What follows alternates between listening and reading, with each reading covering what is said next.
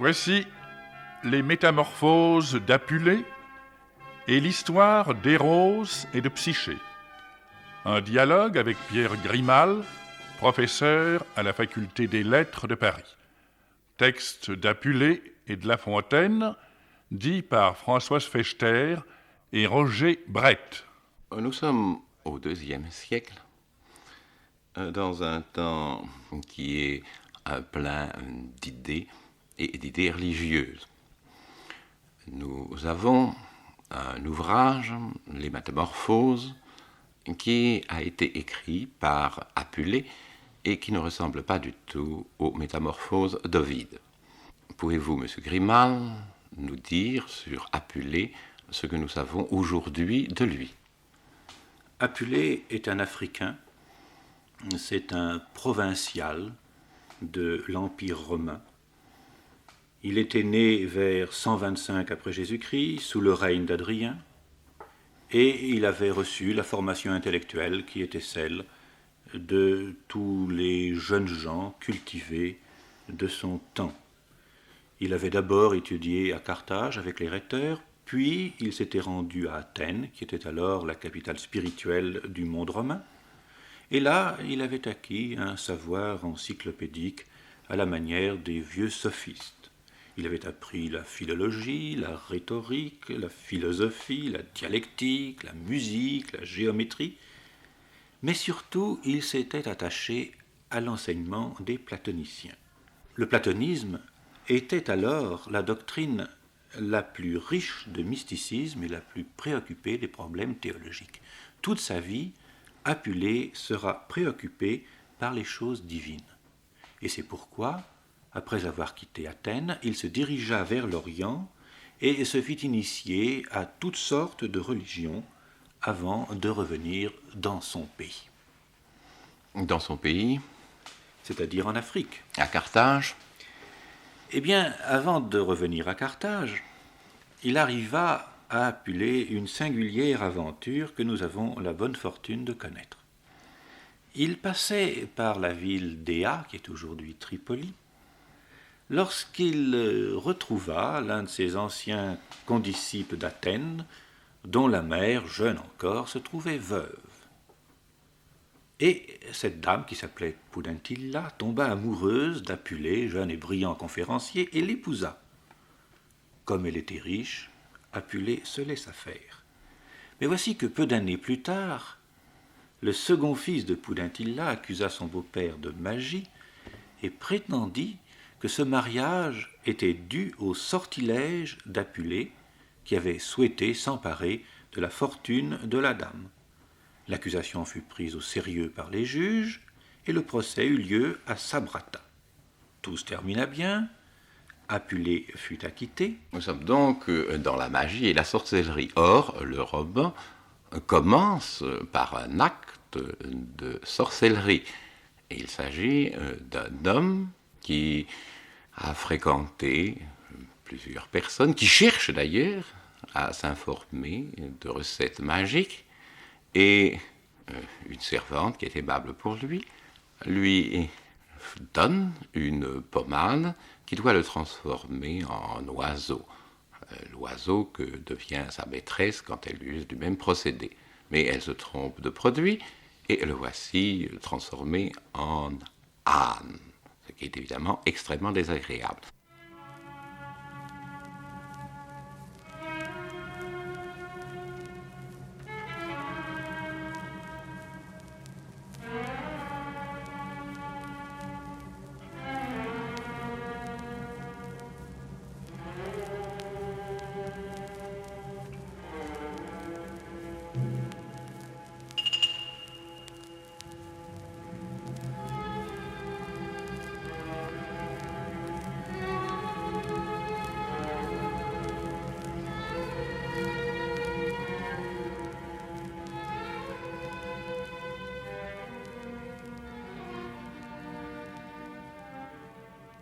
Tout en renouvelant ses assurances, elle se glisse dans la chambre palpitante d'émoi et tire une boîte du coffret.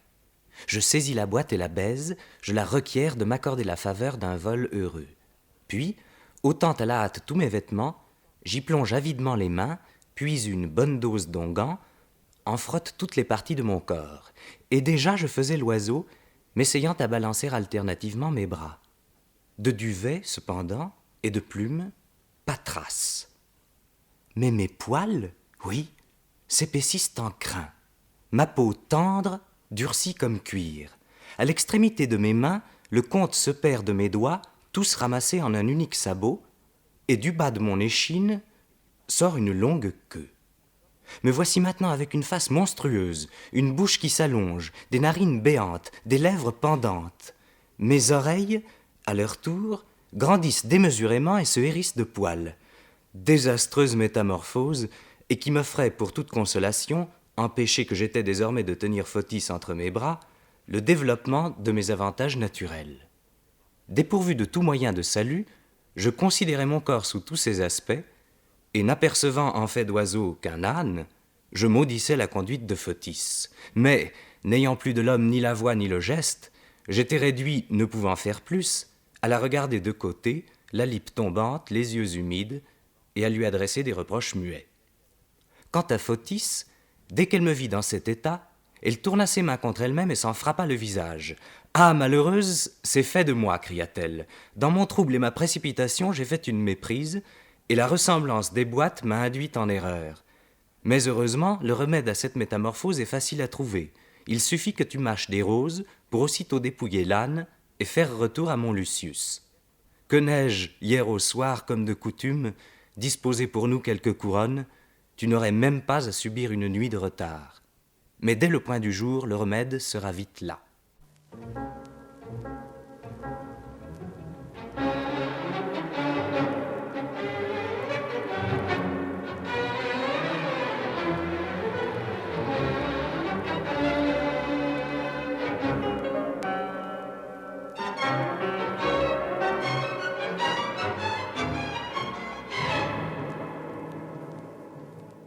Donc Lucius, par la faute de la petite servante Fotis, vient d'être transformé en âne. Fotis, effrayé d'abord, lui affirme que la chose n'est pas grave et que lorsque le jour sera venu, il n'aura qu'à manger des roses. Pour l'instant, en pleine nuit, Lucius n'a rien de mieux à faire que de gagner l'écurie et d'attendre que le soleil se lève. Mais les choses ne vont pas aussi facilement que le croyait Fotis. Il y a bien des roses dans l'écurie. Elles sont placées sous une image de la déesse Epona, la protectrice des bêtes de somme. Mais lorsque Lucius essaie de brouter ces roses, le valet d'écurie, un bâton à la main, se charge de l'empêcher de commettre ce sacrilège. Et voici que des brigands dans la nuit attaquent la maison, s'emparent du butin, et pour porter ce qu'ils emmènent avec eux, chargent les deux bêtes de somme, l'âne qui est devenu Lucius et son cheval, de tout ce qu'ils peuvent rafler. À ce moment, Lucius voit bien des roses dans un jardin, mais que peut-il faire? S'il mange des roses et quitte ainsi son déguisement, les brigands le tueront. Il ne peut donc que suivre son destin, et les brigands l'entraînent vers leur repère dans la montagne.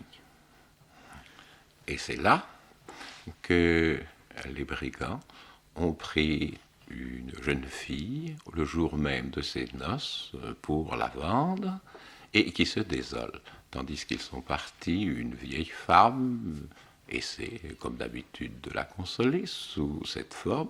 Il y a encore plus malheureux que vous. Et elle lui raconte cette histoire étonnante, le roman d'Eros et de Psyché.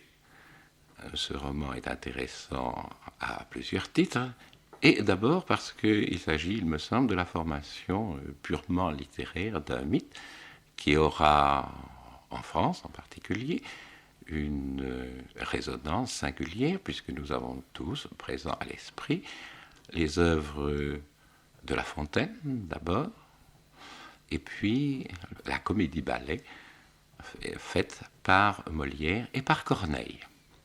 Mais enfin, de quoi s'agissait-il?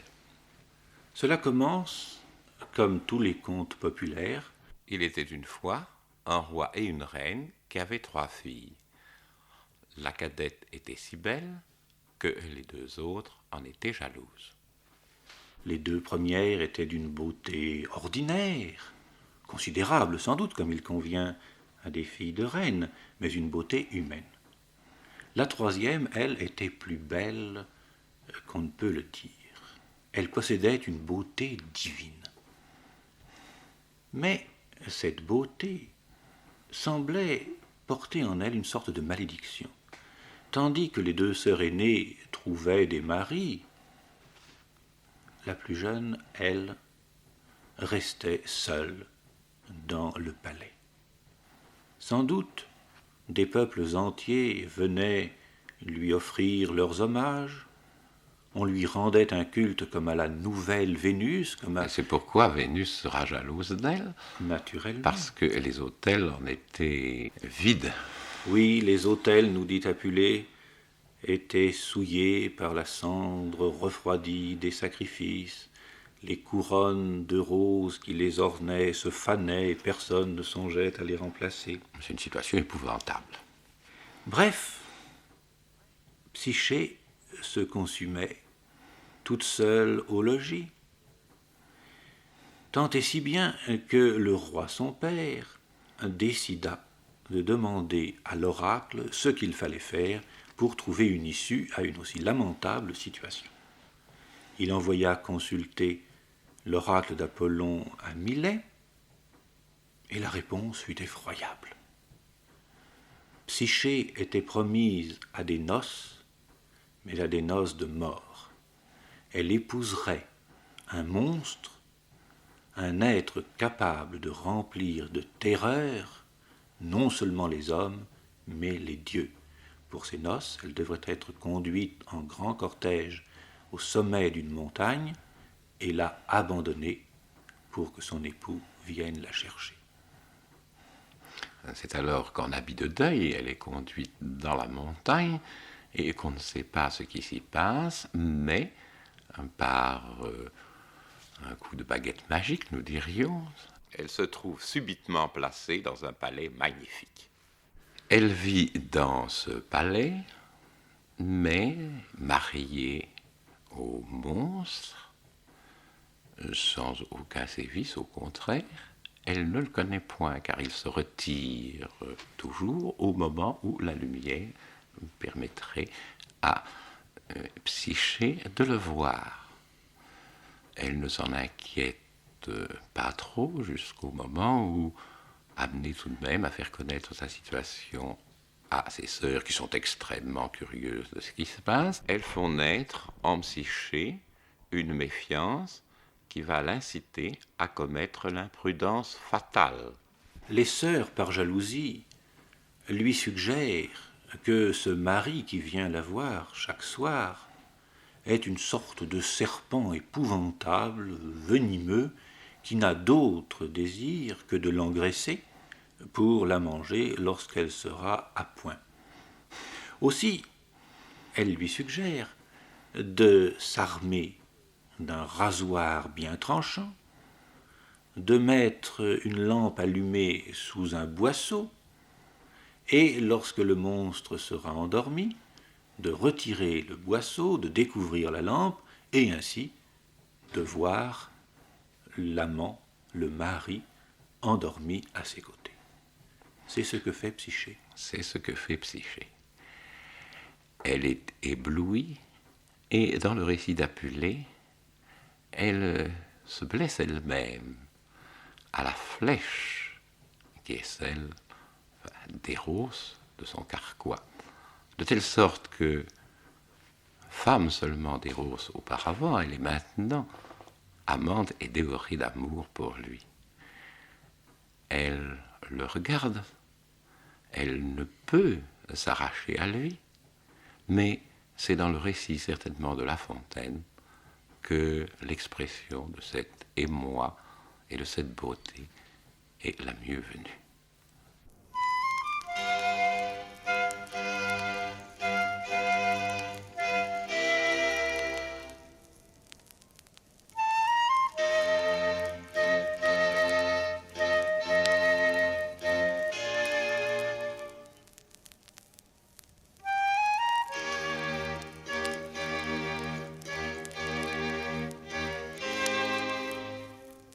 Ces difficultés arrêtèrent la pauvre épouse quelque peu de temps.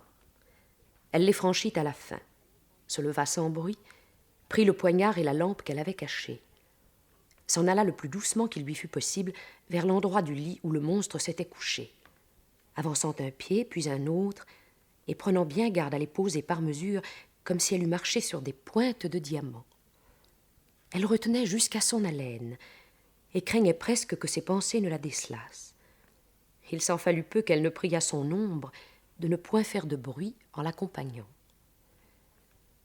À pas tremblants et suspendus, elle arrive enfin où repose son époux aux bras étendus, époux plus beau qu'aucune chose. C'était aussi l'amour. Son teint, par sa fraîcheur, par son éclat, par sa blancheur, rendait le lys jaloux, faisait honte à la rose. Avant que de parler du teint, je devais vous avoir dépeint, pour aller par ordre en l'affaire, la posture du dieu. Son col était penché. C'est ainsi que le somme en sa grotte est couché, ce qu'il ne fallait pas vous taire.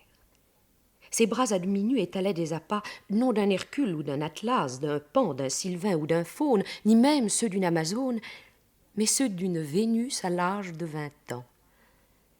Ses cheveux épars et flottants, et que les mains de la nature avaient frisés à l'aventure, celles de Flore, parfumée, cachaient quelques attraits dignes d'être estimés. Mais Psyché n'en était qu'à prendre plus facile, car pour un qu'il cachait, elle en soupçonnait 1000. Leurs anneaux, leurs boucles, leurs nœuds, tour à tour de Psyché reçurent tous les vœux. Chacun eut part à son hommage. Une chose nuisit pourtant à ses cheveux, ce fut la beauté du visage. Que vous en dirais-je? Et comment en parler assez dignement? Suppléez à mon impuissance. Je ne vous aurais d'aujourd'hui dépeint les beautés de celui qui des beautés a l'intendance. Que dirais-je des traits où les ris sont logés, de ceux que les amours ont entre eux partagés, des yeux aux brillantes merveilles qui sont les portes du désir, et surtout des lèvres vermeilles qui sont les sources de plaisir. Psyché demeura comme transportée à l'aspect de son époux. Dès l'abord, elle jugea bien que c'était l'amour, car quel autre dieu lui aurait paru si agréable? Ce que la beauté, la jeunesse, le divin charme qui communique à ces choses le don de plaire, ce qu'une personne faite à plaisir peut causer aux yeux de volupté et de ravissement à l'esprit, Cupidon, en ce moment-là, le fit sentir à notre héroïne. Il dormait à la manière d'un dieu, c'est-à-dire profondément, penché nonchalamment sur un oreiller, un bras sur sa tête, l'autre bras tombant sur les bords du lit, couvert à demi d'un voile de gaze, ainsi que sa mère en use, et les nymphes aussi, et quelquefois les bergères. La joie de Psyché fut grande, si l'on doit appeler joie ce qui est proprement extase. Encore ce mot est-il faible, et n'exprime pas la moindre partie du plaisir que reçut la belle. Elle bénit 1000 fois le défaut du sexe, se sut très bon gré d'être curieuse, bien fâchée de n'avoir pas contrevenu dès le premier jour aux défenses qu'on lui avait faites et à ses serments. Il n'y avait pas d'apparence, selon son sens, qu'il en dût arriver de mal, au contraire.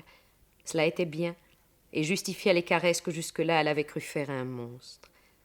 La pauvre femme se repentait de ne lui en avoir pas fait davantage. Elle était honteuse de son peu d'amour, toute prête de réparer cette faute si son mari le souhaitait, quand même il ne le souhaiterait pas. Ce ne fut pas à elle peu de retenue de ne point jeter et lampe et poignard pour s'abandonner à son transport. Véritablement, le poignard lui tomba des mains, mais la lampe, non.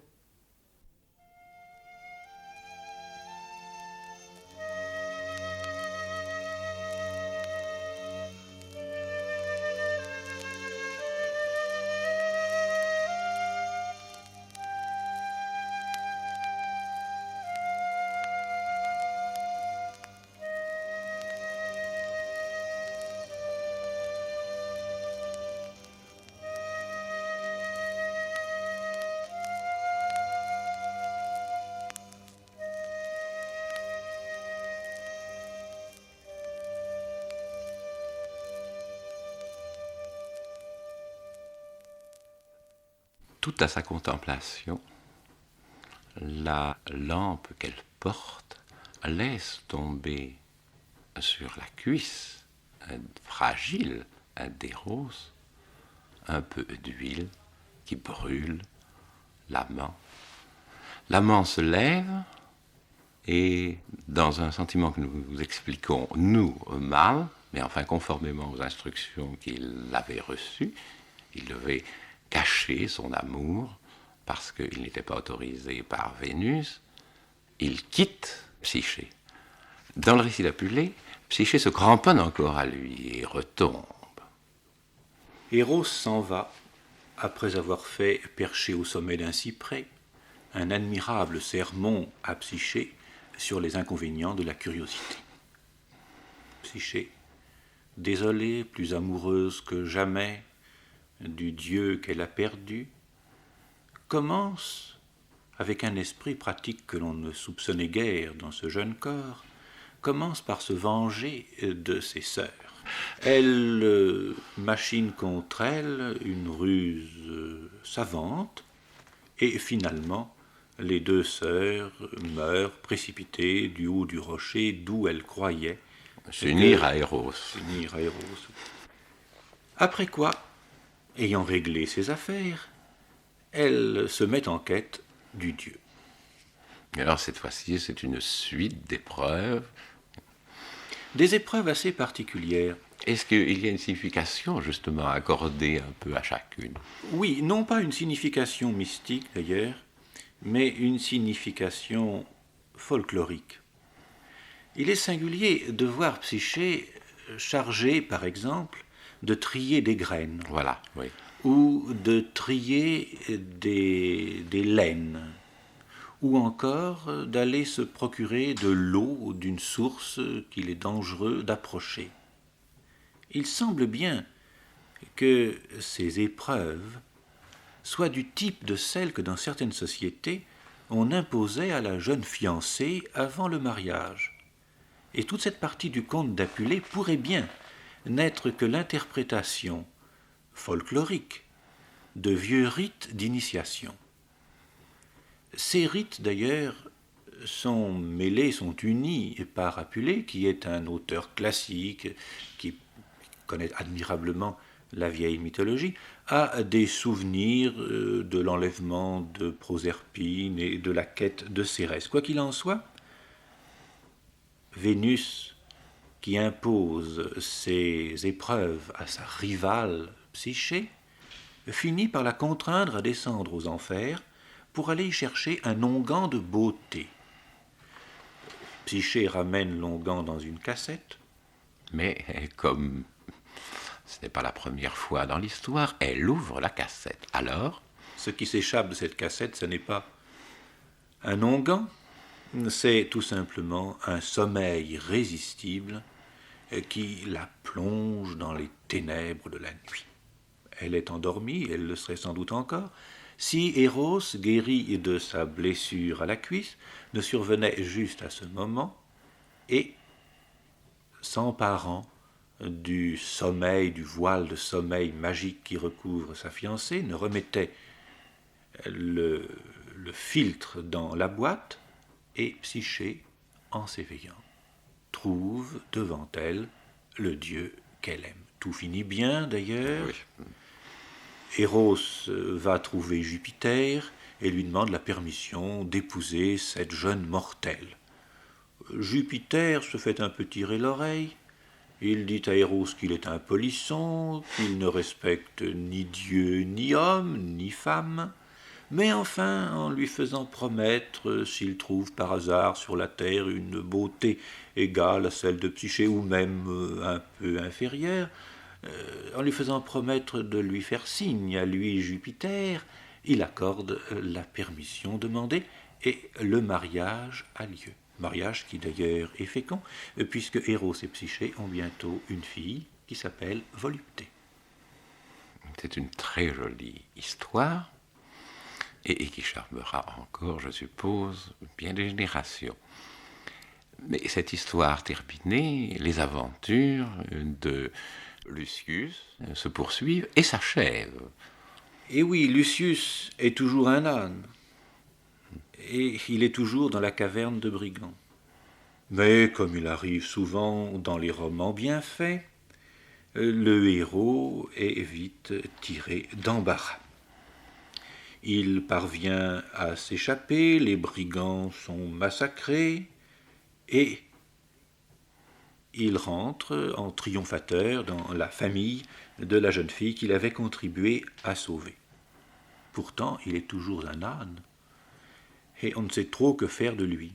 Alors on le met à la campagne, où il tombe sous la coupe d'un jeune ânier qui lui mène une vie dure, et le voilà pendant plusieurs mois, qui est l'un de ces bourricots familiers aux paysans de la Méditerranée, qui sont les souffres-douleurs patients des bûcherons, des jardiniers, des propriétés. Cette odyssée de l'âne allant de maître en maître est coupée par des anecdotes extrêmement variées. Oui, scabreuses, souvent d'ailleurs. Oui, pas plus scabreuses que les fabliaux du Moyen-Âge, qui s'en rapprochent souvent d'ailleurs.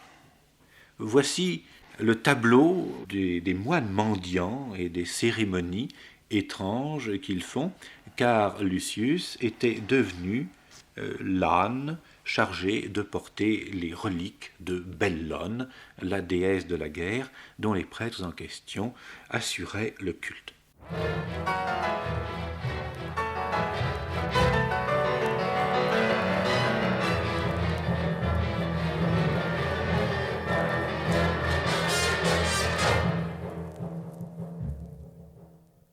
Le lendemain, ils se mettent sur le corps des chemises bigarrées et se font chacun une beauté hideuse en se barbouillant la face d'une peinture argileuse et en se dessinant le tour des yeux au crayon gras. Ils sortent ensuite, portant de petites mitres, des robes jaunes couleur de safran, des tissus de fin lin et de soie. Quelques-uns ont des tuniques blanches ornées de bandes de pourpre qui courent dans tous les sens, en forme de fer de lance et serrées dans une ceinture. Ils sont chaussés de souliers jaunes. On me donne à porter la déesse vêtue d'un manteau de soie. Eux, les bras nus jusqu'à l'épaule, levant en l'air d'énormes épées et des haches, bondissent comme des bacchants, et le son de la flûte stimule leur marche dansante de possédés. Après avoir çà et là visité quelques masures, ils arrivent à la maison de campagne d'un riche propriétaire. Dès l'entrée, ils poussent en menant vacarme des hurlements affreux et s'élancent en avant comme des fanatiques, tenant la tête baissée, avec de lubriques torsions de la nuque et un mouvement circulaire de leurs cheveux pendants, se retournant parfois contre eux-mêmes pour se mordre les chairs, ils en viennent pour finir à se taillader chacun les bras avec le fer à double tranchant qu'ils portaient. Cependant, l'un d'entre eux se livre à des transports encore plus frénétiques. Il tire du fond de sa poitrine un souffle haletant et, pour se donner l'apparence d'être rempli de l'esprit divin, il simule un délire épuisant, comme si, en vérité, la présence des dieux n'élevait pas les hommes au-dessus d'eux-mêmes, mais en faisait des infirmes et des malades. Et voyez de quel gain lui a été l'assistance du ciel. Vociférant comme un inspiré, il échafaude une imposture, commence à s'accabler lui-même de reproches, à s'accuser d'une profanation sacrilège à l'égard de sa sainte religion, et s'inflige en outre de ses mains le juste châtiment de son forfait.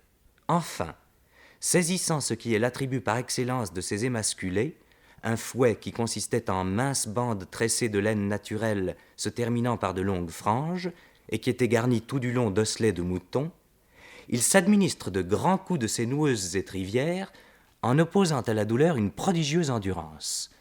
On pouvait voir le sol sous le tranchant des glaives, le cinglement des fouets, trempé du sang impur de ses efféminés.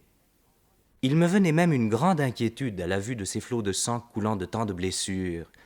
Si l'estomac de cette déesse étrangère avait fantaisie de boire du sang d'âne, comme certains hommes du lait d'ânesse. Quand enfin, épuisés, rassasiés en tout cas de se déchirer les chairs, ils interrompirent cette boucherie, ce fut à qui leur offrirait des pièces de cuivre, voire d'argent, qu'ils recevaient dans les plis ouverts de leurs robes, ou encore une cruche de vin, du lait, du fromage, un peu de farine ou de froment. Quelques-uns donnaient de l'orge aux porteurs de la déesse.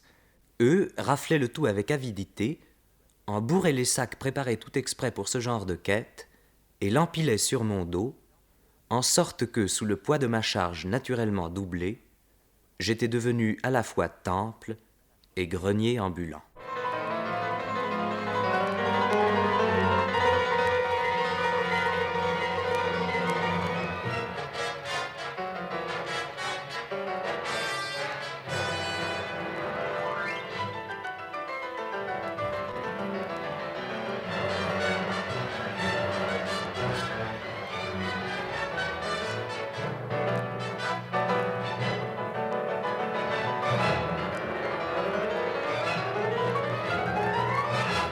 Après bien des aventures, il s'était échappé de son dernier maître et il s'était réfugié sur la plage voisine de Corinthe.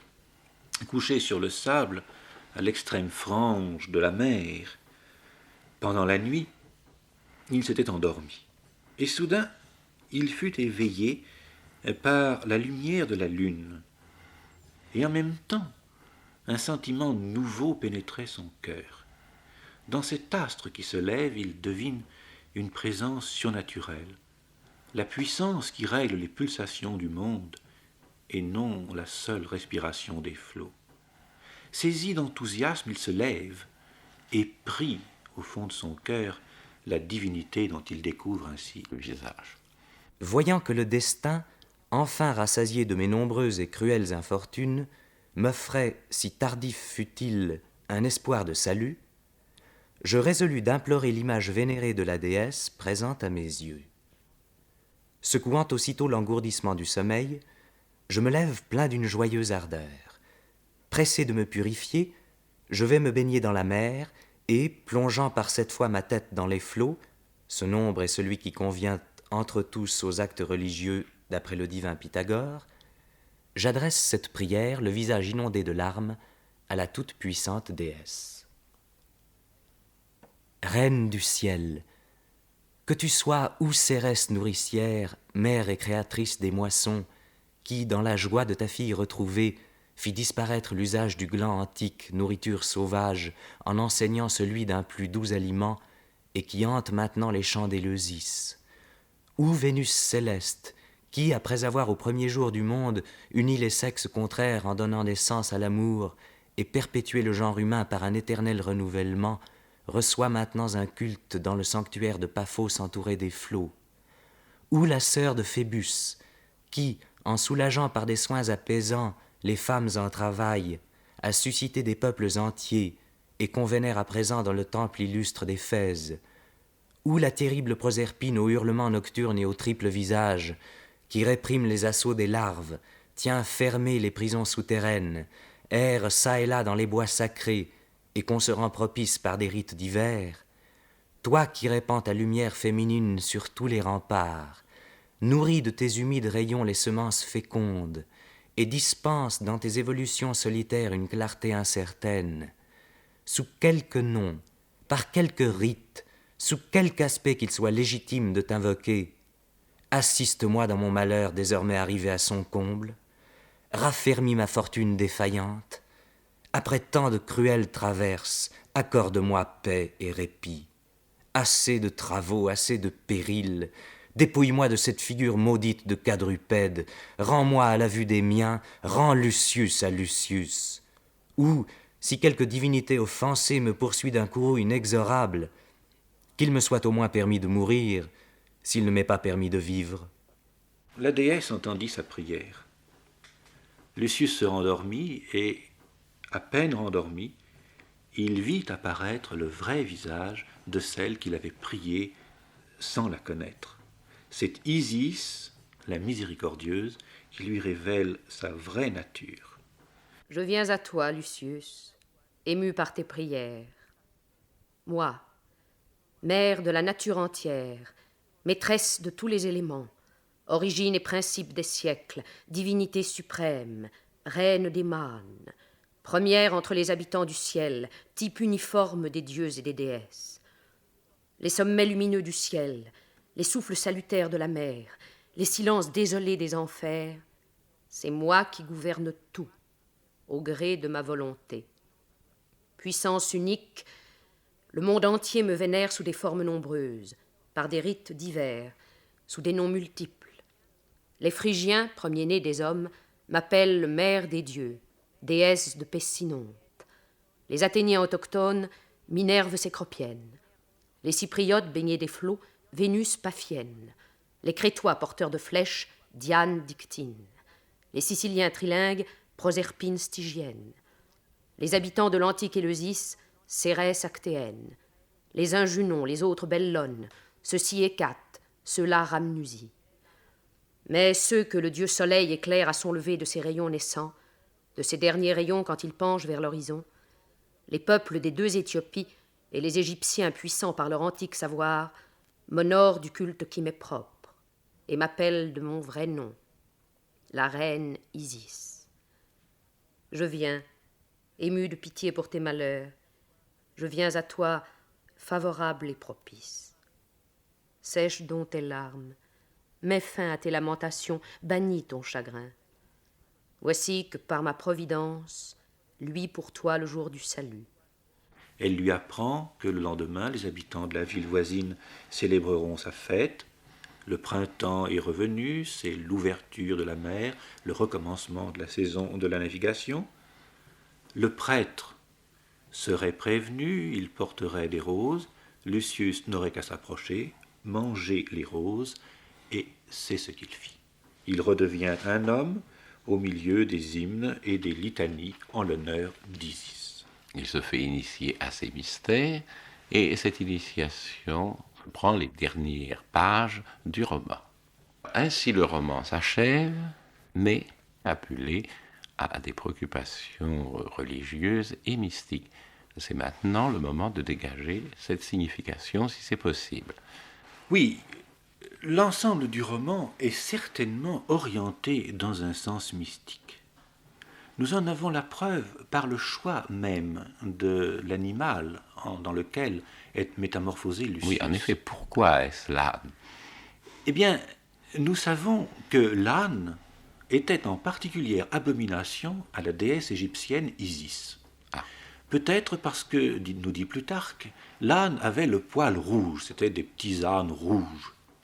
Et ces ânes rouges, considérés sans doute comme particulièrement méchants, étaient l'image, par leur couleur même, du dieu du feu, qui est l'ennemi d'Isis et d'Osiris.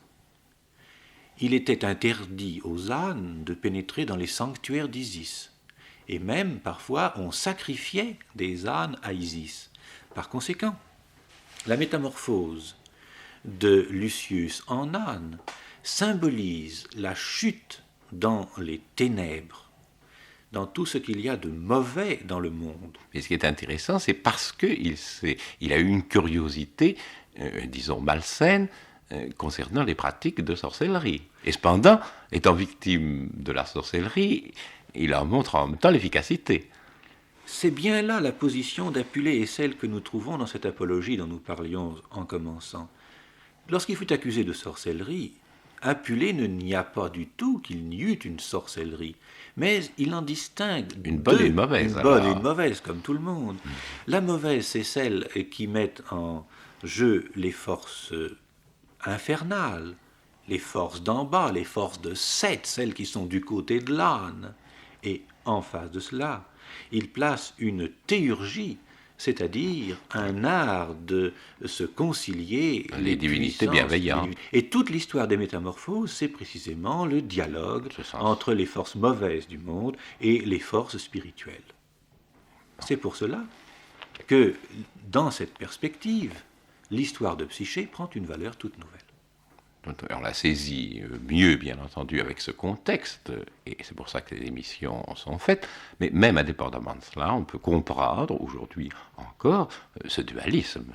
Il y a beaucoup d'interprètes modernes qui refusent à l'histoire d'Apulée, aux métamorphoses, toute valeur symbolique. Mais je crois que pour un homme du IIe siècle, préoccupé comme Apulée des choses divines, il y a forcément une signification mystique. Or, n'oublions pas qu'Apulée est platonicien et que le platonisme contient une doctrine de l'amour. Parce que le nom de Psyché n'est pas un nom banal. Psyché, c'est l'âme. C'est l'âme, c'est l'âme. C'est un nom que portaient sans doute un certain nombre de filles, comme en d'autres temps, d'autres peuvent s'appeler Conception. C'est un nom religieux. Et ce n'est certainement pas par hasard que Apulée a choisi ce nom. Il se souvient très certainement du mythe du Phèdre, du dialogue de Platon, dans lequel nous voyons l'âme qui connaît l'amour, qui le découvre, et qui, enflammée par cette vue, essaie de s'envoler et de poursuivre celui qu'elle aime. C'est exactement le cas de Psyché. C'est ce qui lui arrive après cette découverte d'Eros, lorsqu'elle essaie de s'accrocher au dieu pour le suivre dans son vol. Mais, et là c'est Platon que je cite, lorsque l'âme, ayant été incapable d'accompagner le dieu, a, par suite de quelques circonstances, été précipitée à terre, alors elle perd ses ailes et elle retombe loin de celui qu'elle aime. Eh bien, ce schéma du mythe est exactement le schéma de l'histoire de Psyché. On s'est demandé le sens du titre Métamorphose, les Métamorphoses, qui est celui du roman d'Apulée. Ce nom au pluriel a beaucoup intrigué, parce qu'au fond, il n'y a qu'une métamorphose, celle de Lucius en âne. Mais le sens du mot se révèle beaucoup plus profond. Si l'on songe qu'Isis est la mère de tout ce qui est en mouvement dans le monde, c'est elle qui préside à tout ce qui change. Elle est véritablement la mère des métamorphoses, ces métamorphoses devant aboutir à une union de l'âme individuelle avec l'âme du monde, c'est-à-dire à l'installation dans l'éternel. Eh bien, pour Psyché, c'est la même chose. Psyché, qui est d'abord une simple fille mortelle, subit une première métamorphose lorsqu'elle entrevoit l'amour. Puis elle doit subir une seconde métamorphose qui est une sorte de mort à elle-même lorsqu'elle est envahie par ce sommeil infernal, au terme duquel seulement elle retrouvera la contemplation des choses divines.